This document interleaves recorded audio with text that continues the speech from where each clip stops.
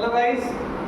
तो आज का हमारा टॉपिक है क्राइम सीन मैनेजमेंट। तो फॉरेंसिक साइंस में हम लोग अक्सर देखते हैं कि कोई भी किसी भी जगह पर सबसे पहला चीज़ होता है क्राइम सीन को मैनेजमेंट करना। कि कभी भी कहीं भी अगर मर्डर हुआ तो कहीं अगर मर्डर हुआ, अगर वहाँ पर मर्डर वेपन है, मर्डर वेपन जैसे चाकू हो सकता है, कोई भी धारदार ब्लेड हो सकता है, या फिर कुछ भी है गिरा हुआ वहाँ, उस चीज़ को फॉरेंसिक एक्सपर्ट्स जो होते हैं किस तरीके से उसको सिक्योर करते हैं, वो चीज़ आज हम आपको बताएंगे। तो आइए देखते हैं। क्राइम सीन मैनेजमेंट करने का सिंपल तरीका ये है, 5S विश्लेषण होता है, जो 5S रूल है। 5S रूल पहला है सिक्योर द क्राइम सीन। अब कभी भी फॉरेंसिक एक्सपर्ट अगर क्राइम सीन में पहुंचते हैं तो उनको सबसे पहले करना क्या होगा, उनको सबसे पहले क्राइम सीन को देखना होता है। ऑब्जर्विंग और एक अच्छा फॉरेंसिक एक्सपर्ट वो होता है जो क्राइम सीन में पहुंचे और उसको उसी समय दिख जाए कि कौन चीज़ कहाँ पे रखा हुआ है। क्योंकि हो सकता है कंटामिनेशन के कारण या फिर कोई भी आदमी के आने जाने के कारण वो जो चीज़ है वहाँ से हिल जाए, इधर उधर हो जाए। लेकिन अगर आपको सही से विजुअलाइज रहेगा तब तो स्टोरी जल्दी समझ में आ जाएगा कि एक्चुअली हुआ क्या। आप देखिए कभी कभी ऐसा होता है किसी किसी केस में मर्डर हुआ रहता है लेकिन वो मर्डर लगता नहीं है, लगता है कि हो सकता है सुसाइड हो। तो एक अच्छा फॉरेंसिक एक्सपर्ट के अंदर एक क्वालिटी होगा कि वो देखते ही पता चल जाएगा कि ये मर्डर है या सुसाइड। सबसे बड़ा डिफरेंस। तो एक कभी भी क्राइम सीन मैनेजमेंट करने से सबसे पहले हम लोग secure the crime scene. 5 rule जो होता है सबसे पहले होता है securing the crime scene.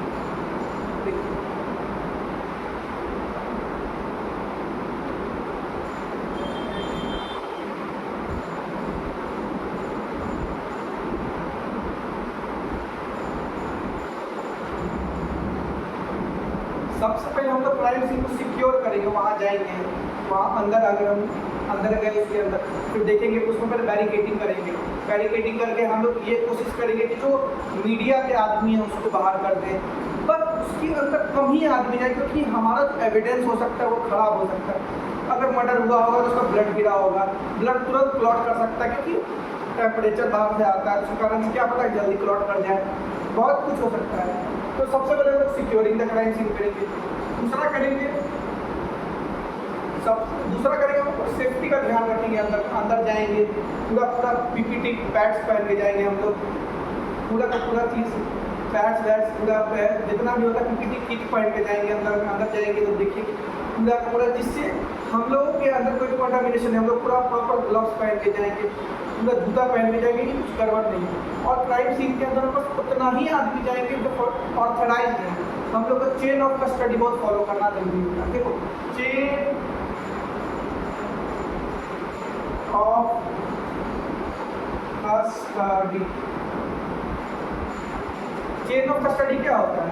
Chain of custody वो होता है जिसमें एविडेंस टेम्पर होने का संभावना बहुत कम हो जाता है। क्यों?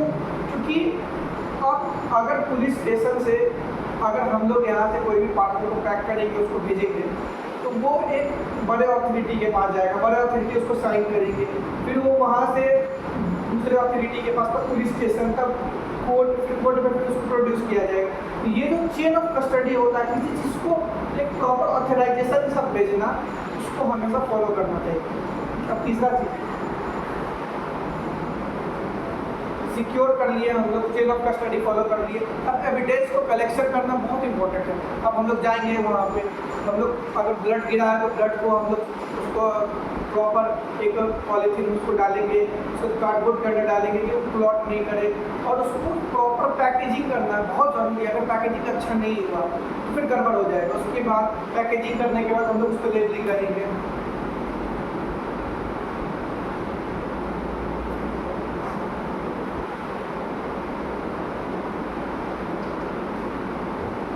प्रॉपर पैकेजिंग करेंगे, उसको लेबलिंग करेंगे कि लेबल करेंगे कि क्या है नहीं है, वो किस अथॉरिटी से पास हुआ है नहीं हुआ है। फिर पूरा का पूरा फिर उसको हम लोग यहाँ से हम लोग आगे बढ़ाएंगे।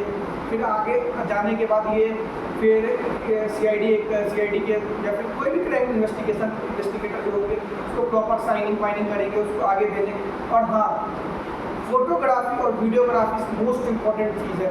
ये चीज़ पहले ही होना चाहिए, हम आपको बताना भूल गए थे।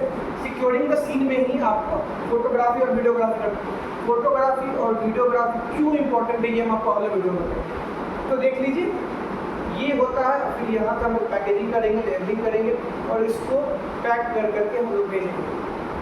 तो ये पूरा का प्रोसेस होता है एक फॉरेंसिक एक्सपर्ट का। तो थैंक यू वेरी मच, ऐसे देखते रहिए मेरे वीडियोस को। Thank you.